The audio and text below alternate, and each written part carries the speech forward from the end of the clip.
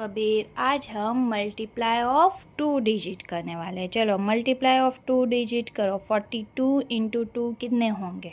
देखो यहाँ 4 है तो यहाँ 4 लाइन होंगी। 1 2 3 यहाँ 4। फिर यहाँ गैप रखना है।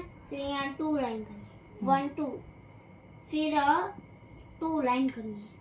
1 2 फिर इसके कॉर्नर्स को गिनने का 1 2 3 4 5 6 7 यहाँ 8।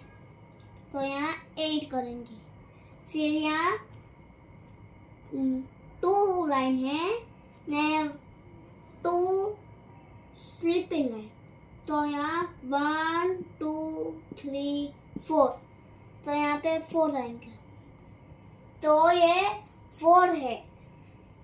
84। ये आपको वीडियो अच्छी लगी हो तो इस वीडियो को लाइक और चैनल को सब्सक्राइब और शेयर करना नहीं भूलना।